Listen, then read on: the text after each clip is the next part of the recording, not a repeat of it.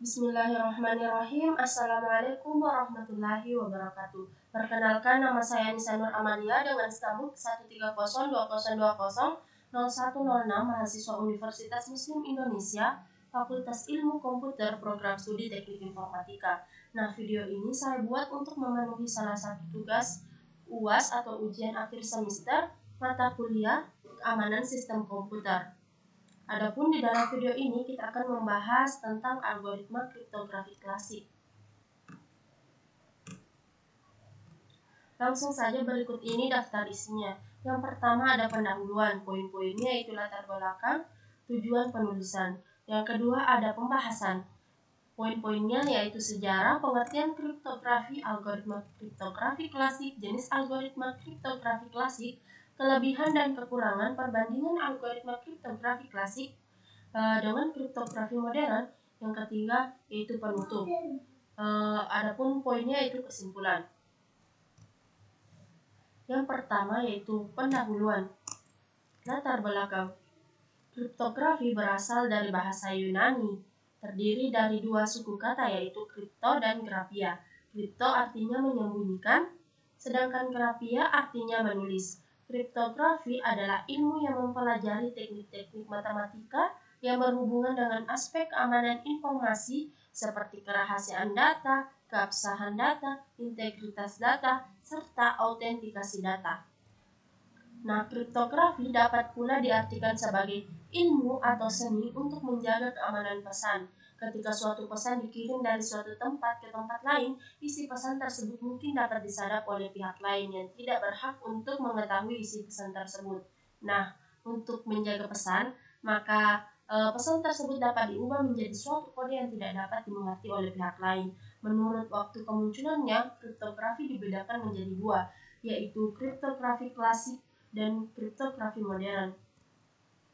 Adapun tujuan penulisan yaitu menjelaskan secara menyeluruh apa yang dimaksud dengan kriptografi klasik dan dengan macam-macam algoritma beserta contohnya dan perbedaan dengan kriptografi modern. Yang kedua ada pembahasan. Poin pertama yaitu sejarah. Algoritma kriptografi klasik telah digunakan sejak zaman kuno untuk melindungi pesan dan komunikasi rahasia. Beberapa algoritma kriptografi klasik yang terkenal termasuk substitusi Kaisar, Sandy Wegener, dan mesin Enigma yang digunakan dalam Perang Dunia II. Pada awalnya, algoritma kriptografi klasik menggunakan pendekatan substitusi dan transposisi sederhana untuk menyandikan pesan. Misalnya, algoritma substitusi Kaisar menggantikan setiap huruf dengan huruf lain dalam alfabet dengan menggunakan pergeseran tertentu. Selanjutnya yaitu Sandy Wegener yang dikembangkan pada abad ke-16 menggunakan matriks kunci untuk menggantikan huruf-huruf dalam pesan. Selanjutnya yaitu pengertian kriptografi. Kriptografi atau kriptografi berasal dari bahasa Yunani kriptos, artinya sekret atau rahasia, sedangkan graphein artinya writing atau tulisan. Sedangkan kriptografi berarti secret writing atau tulisan rahasia. Jadi, kriptografi didefinisikan sebagai ilmu dan seni untuk menjaga kerahasiaan pesan dengan cara menyandikannya ke bentuk yang tidak dapat dimengerti.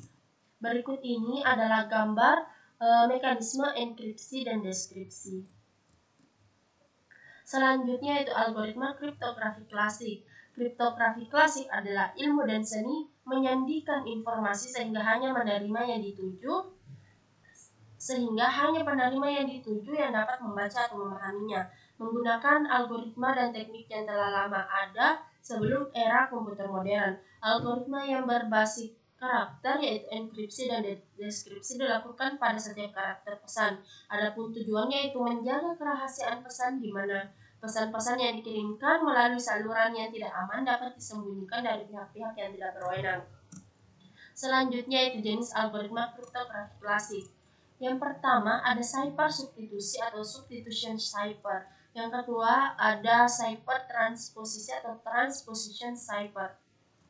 Yang pertama cipher substitusi. Algoritma ini mula-mula digunakan oleh Kaisar Romawi bernama Julius Caesar untuk menyandikan pesan yang dikirimkan untuk para gubernurnya.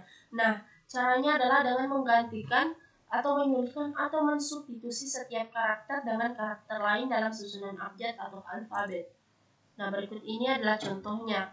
Tiap huruf disubstitusi dengan huruf ketiga berikutnya dari susunan abjad.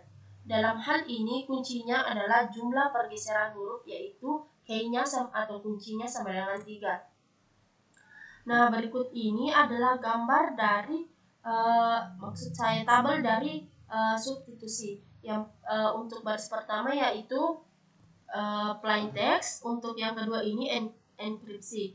Nah, untuk baris pertama ini kita tulis sesuai dengan abjad, huruf-hurufnya sesuai dengan abjad, huruf A sampai dengan Z. Kemudian enkripsinya di sini kita substitusi dengan kayaknya atau kuncinya 3. Kita mulai dari abjad A 1, 2, 3.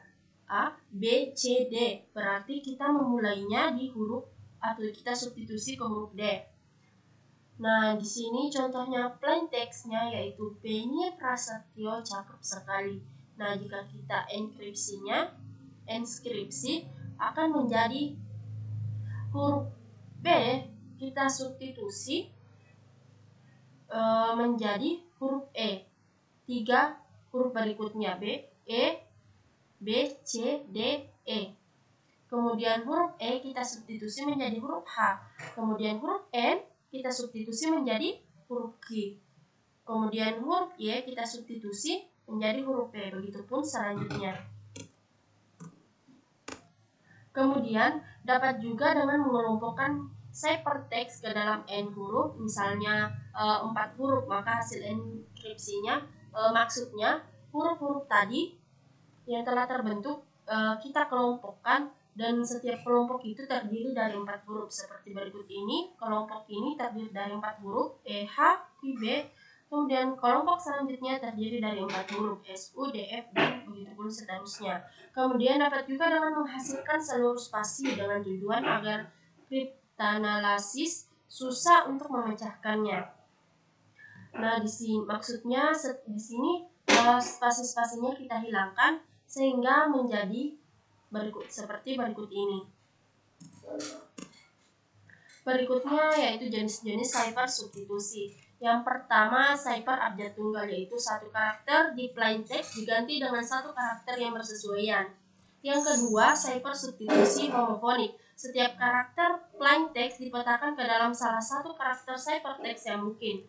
Yang ketiga, ada cipher abjad merupakan cipher substitusi ganda yang melibatkan pengguna kunci yang berbeda. Yang keempat, ada cipher substitusi poligram, yaitu blok karakter disubstitusi dengan blok ciphertext. Yang kedua, ada cipher transposisi. Pada cipher transposisi, huruf di dalam plain text tetap sama, tetapi urutannya yang diubah. Dengan kata lain, algoritma ini melakukan transpose terhadap rangkaian karakter di dalam teks. Berikut ini adalah contohnya. Plain text-nya yaitu jurusan teknik informatika. Nah, untuk mengenkripsi pesan, plain text ditulis secara horizontal dengan lembar kolom tetap. Misalnya selembar atau sekelompok itu terdiri dari 6 karakter. Nah, di sini kita kelompokkan, setiap kelompok itu terdiri dari 6 karakter atau 6 huruf. Yang pertama J, U, R, U, S, A. Kemudian begitupun dengan selanjutnya.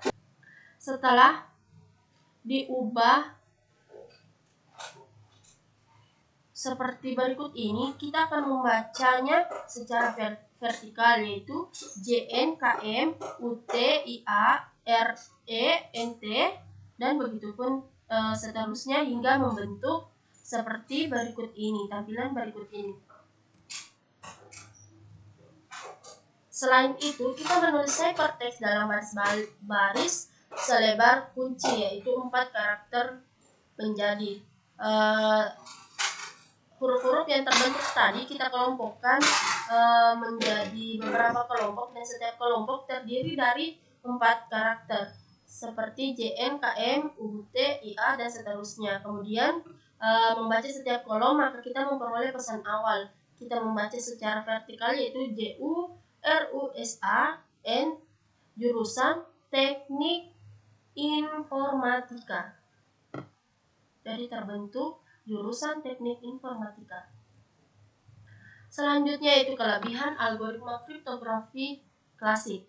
Yang pertama, kelebihan utama algoritma kriptografi klasik adalah sederhananya implementasi dan pemahaman algoritma ini. Mereka menggunakan konsep yang relatif mudah dimengerti dan dapat diimplementasikan tanpa perangkat keras atau komputer yang rumit.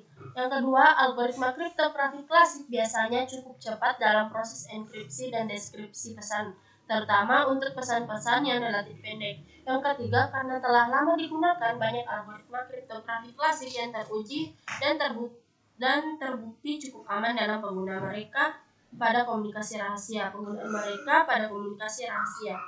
Berikut ini kekurangan dari algoritma kriptografi klasik. Yang pertama, rentan terhadap berbagai teknik pemecahan. Misalnya, analisis frekuensi dapat digunakan untuk mengidentifikasi pola dalam pesan yang dienkripsi, sehingga memungkinkan pemecahan pesan dengan lebih mudah.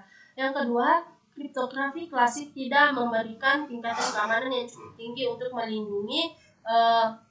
melindungi dari serangan modern yang menggunakan kekuatan komputasi yang kuat atau metode analisis yang lebih canggih. Yang ketiga, algoritma kriptografi klasik biasanya memiliki panjang kunci yang terbatas, sehingga mereka tidak cocok untuk mengamankan data yang sangat sensitif atau pesan-pesan dengan panjang yang sangat besar. Poin selanjutnya itu perbandingan algoritma kriptografi klasik dengan kriptografi modern. Yang pertama, dari segi kompleksitasnya, algoritma kriptografi klasik umumnya lebih sederhana dibandingkan dengan algoritma kriptografi modern. Dari segi keamanan, algoritma kriptografi modern dirancang untuk memberikan tingkat keamanan yang lebih tinggi daripada algoritma kriptografi klasik. Dari segi penggunaan, kriptografi modern lebih cocok untuk mengamankan komunikasi pada jaringan komputer dan aplikasi yang membutuhkan tingkat keamanan yang tinggi. Poin ketiga yaitu penutup. Kesimpulan. Adapun kesimpulan dari pembahasan kita tadi yaitu kriptografi klasik memiliki sejarah yang panjang dan telah digunakan sejak zaman kuno. Kriptografi klasik berfokus pada menjaga kerahasiaan pesan melalui penggunaan algoritma dan teknik yang telah ada sebelum era komputer modern. Nah, beberapa jenis algoritma kriptografi klasik termasuk substitusi, transposisi, dan penggunaan matriks kunci. Dalam era komputasi yang semakin maju, kriptografi klasik masih memiliki nilai sejarah dan sebagai fondasi bagi perkembangan kriptografi modern. Nah, itulah tadi video singkat atau penjelasan singkat dari saya. Lebih dan kurangnya mohon dimaafkan. Assalamualaikum warahmatullahi wabarakatuh.